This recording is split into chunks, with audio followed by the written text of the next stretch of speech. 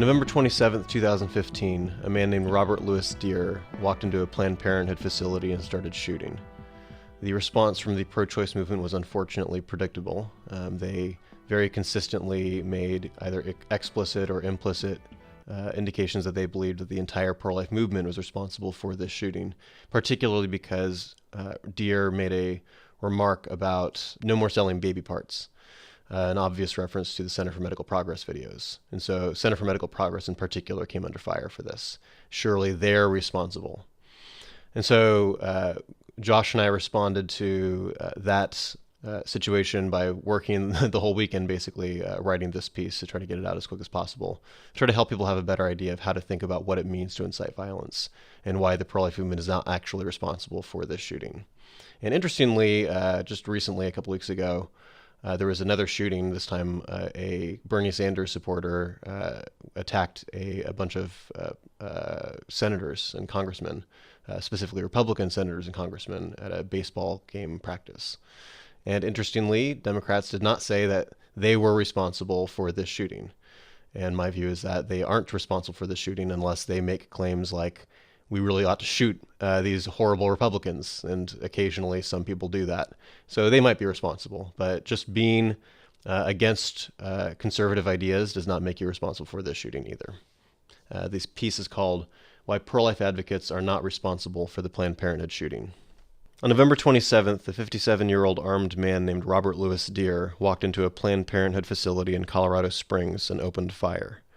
He barricaded himself inside for hours, and before surrendering himself to police, he killed 3 people and wounded 9 more. Ben Dominick at The Federalist summarized many of the weird things that have already come out about Deere. He says, as is so often the case in these circumstances, Deere is described by neighbors as an odd loner who avoided eye contact and spoke unintelligibly. In South Carolina, his previous residence, he had been arrested after hiding in the bushes and peeping into his neighbor's house. He shot a neighbor's dog with a pellet gun and threatened him with bodily harm. In Colorado, he lived off the grid in a trailer on a 5-acre plot of land he apparently purchased for $6,000 in 2014. This followed a series of cabins and trailers, without electricity or running water, that he stayed in after his divorce in 2000. Deere has no history of affiliation with the Republican Party or pro-life groups or politicians. While we don't yet know very many details about his initial questioning by police, it was leaked that he said something about no more baby parts at some point. This is a clear reference to the Center for Medical Progress undercover videos that have provided evidence that Planned Parenthood illegally sells body parts from the babies they kill in abortion. Planned Parenthood and others are claiming or implying that pro-life advocates are partially to blame for the shooting because we have been saying that Planned Parenthood sells baby parts. Are pro-life advocates culpable for the shooting? By culpable, I don't mean the only person to blame, or even the primary person to blame. I also don't mean ought to be legally prosecuted. By culpable, I mean morally blameworthy for their actions. Whether pro-life advocates are culpable for the recent shooting depends entirely on what it means to incite violence. While I will not answer every possible question about what circumstances could make one culpable, I will argue that there are 2 extreme ways of thinking about culpability that we should avoid. I will also argue that the right way to determine if a statement incites violence is to examine the statement, not merely whether or not it was credited for violence. Let's start by examining 4 fictional cases. Case 1, the pastor. A pro-life pastor says in a sermon that abortion kills babies and hurts women, so the church needs to be more intentional about loving people that have been affected by abortion. A deeply mentally ill person listens to the sermon and decides that if doctors kill babies in abortion, then the doctors deserve to be killed, so he goes into a clinic and shoots and kills an abortion practitioner. The murderer says that after listening to the sermon, he felt he had to kill one of the baby killers. Is the pro-life pastor culpable? I think not. Case 2, the activist. An anti-abortion activist says in a speech that doctors who perform abortions might as well be Adolf Hitler. He goes on to say that if it was legal to declare open season on the whole lot of them, he'd go hunting full-time, and maybe some people more courageous than he should do just that. After all, he says, it would have been justified to kill Hitler. There's a young man at the speech that traveled a long way to get there. He has been following this activist for years and deeply admires him. He gets tired of feeling like he can't do anything to stop abortion, so he decides to do what his hero told him is courageous. He stalks an abortion practitioner, follows him to his house, and shoots and kills him. The murderer publicly thanks the anti-abortion activist for giving him the guidance he needed. Is the anti-abortion activist culpable? I think so. Case 3. The blogger. A pro-choice blogger writes that pro-lifers are hurting women by restricting their rights, and that they need to be taught a lesson on what compassion means. A deeply mentally ill reader skims the article and hones in on the phrase, "they need to be taught a lesson." He decides to go teach them a lesson. He goes to the office of a well-known pro-life organization and shoots and kills a pro-life activist. The murderer says that when he read the article and he saw the phrase, "they need to be taught a lesson," he was filled with rage, so he had to go kill someone. Is the pro-choice blogger culpable? I think not. Case 4. The professor. A pro-choice professor says in her women's studies class that pro-life people are the modern-day moral equivalent of slave owners. An astute student points out that it would have been moral for a slave to kill their owner in order to escape, and asks if it would be moral to kill pro-lifers to stop them from enslaving women. The professor says, of course it would be, if only some brave students had the courage to do just that. Several of the students get together, build a bomb, and plant it at a pro-life pregnancy resource center, killing the receptionist. The murderers say their professor persuaded them that they should kill pro-lifers. Is the pro-choice professor culpable? I think so.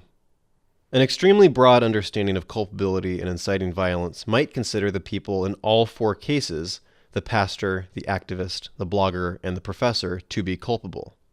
This seems wrong because it is obvious that in case 1 and case 3, the pastor and blogger are not culpable for the murder. An extremely narrow understanding of culpability and inciting violence might consider none of the 4 people to be culpable. This also seems wrong because it is obvious that in case 2 and case 4, the activist and professor are culpable for the murder.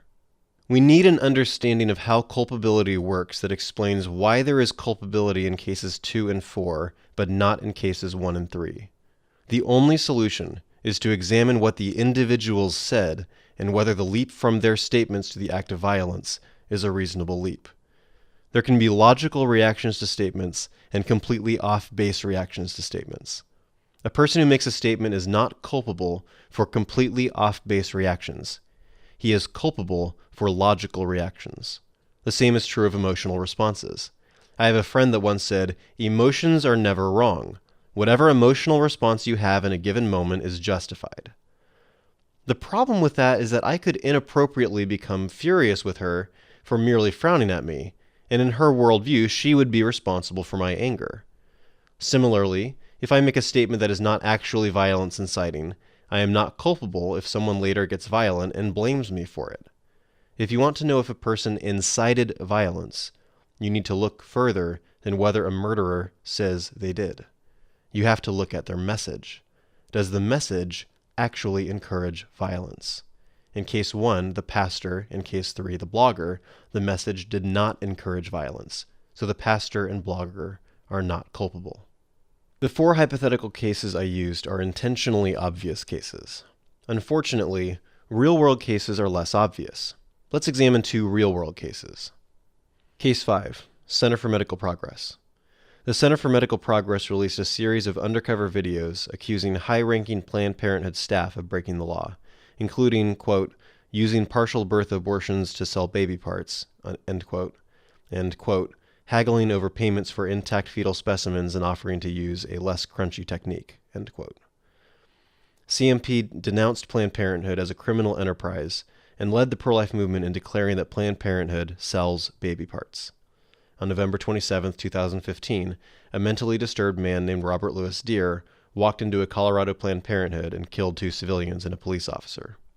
Is CMP culpable? Case 6, Southern Poverty Law Center.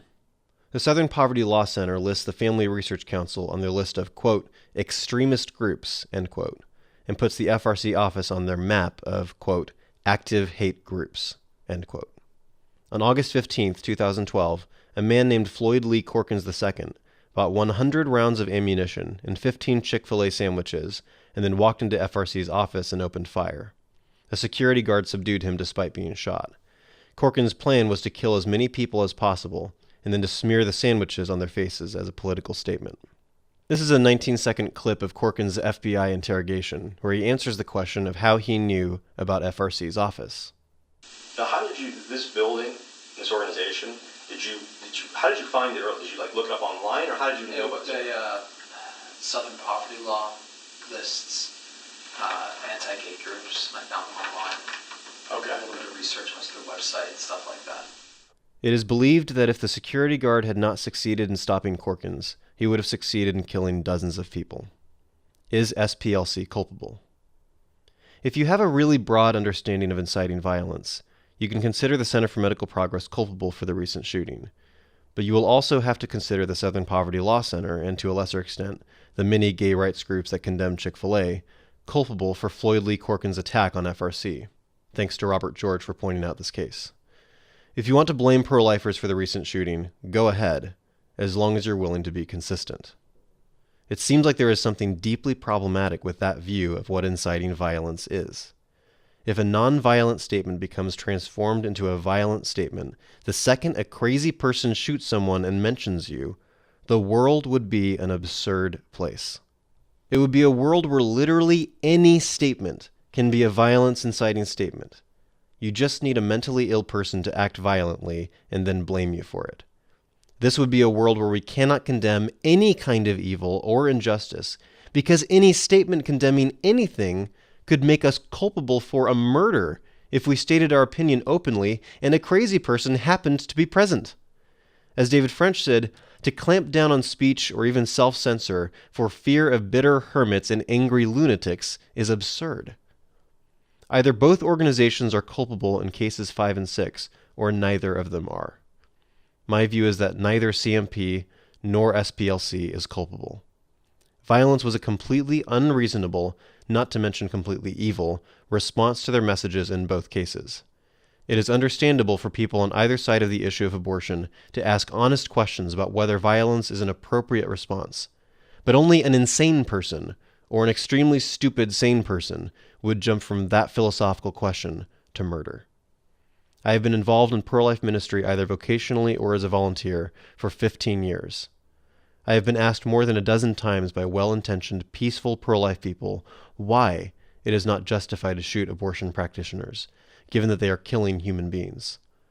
I consider it a natural, understandable question, but no remotely reasonable person responds to such a question by killing people. Remotely reasonable people ask other people with more understanding to help them think well.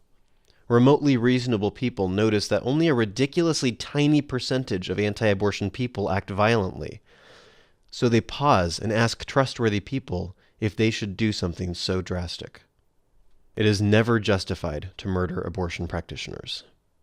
As I have told numerous people before, abortion is analogous to the Holocaust in some ways. For instance, the vast number of innocents who have been killed, and disanalogous in other ways. For instance, who is doing the killing, and what kind of government existed at the time.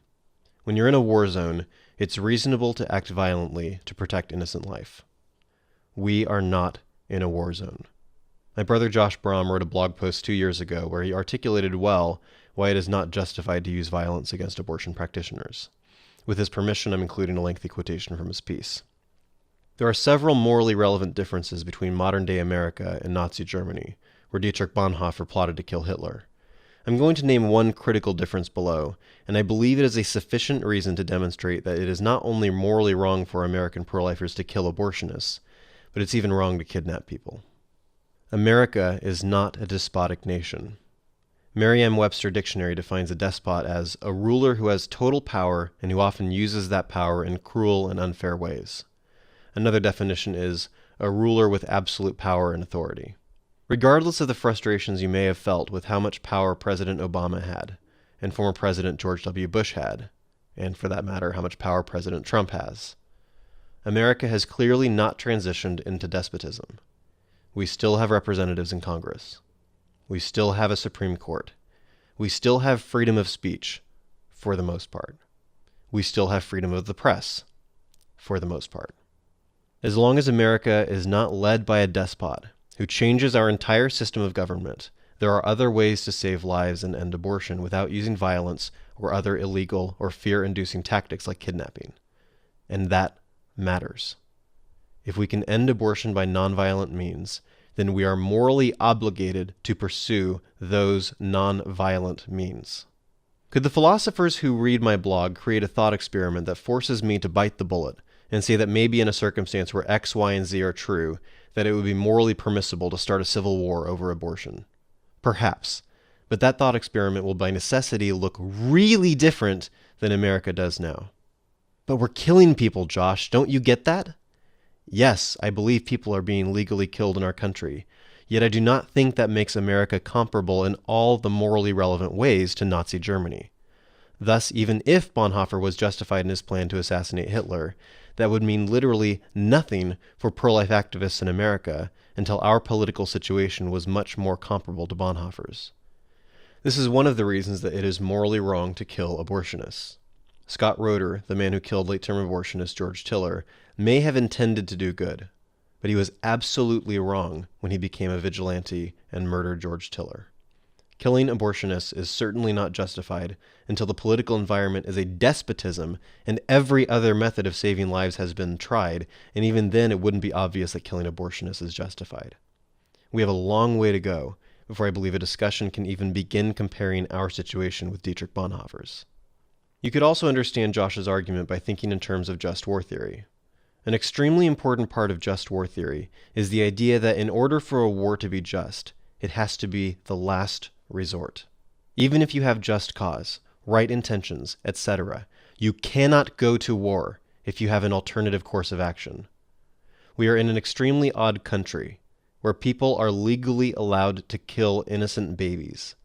And what's even odder is that millions of citizens believe it is moral to kill babies.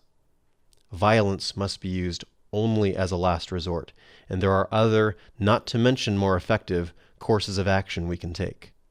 We can persuade people that the law needs to change, and we don't live in a dictatorship where we can't change the law. It is grossly immoral to kill born human beings when it is not absolutely necessary to do so, just like it is grossly immoral to kill unborn human beings when it is not absolutely necessary to do so. Another important criterion of just war theory is probability of success. Due to how destructive war is, if you don't have good reason to believe you have a high likelihood of being successful, it is not just to go to war. The likelihood of any serious good being done from killing abortion practitioners is virtually zero. Killing a given abortion practitioner does not end abortion. On the contrary, now it will be harder to end abortion. More babies will die because of what Robert Louis Steer did. It is clearly immoral to kill abortion practitioners, but wondering why is common and understandable, given that all pro-life advocates should denounce violence towards abortion practitioners to avoid any possible misunderstanding. I don't think they're culpable for murder if they don't, because remotely reasonable people should know better. But being very clear about why it is evil to kill abortion practitioners is a worthwhile measure to reduce the tiny likelihood of a not remotely reasonable person acting violently. In the weeks following horrific attacks like this, you should take careful note of untrustworthy people. Anyone that inconsistently attempts to silence their opposition in the wake of a tragedy should be distrusted in the future. This includes any pro-choice advocate that blames this attack on pro-lifers, but does not apply the same standard when a conservative group is attacked. It is opportunistic, ghoulish, and despicable. God forbid, if a pro-life organization is ever attacked, I hope the pro-life movement will have the moral fortitude and decency to restrain themselves from attempting to silence people who disagree with us.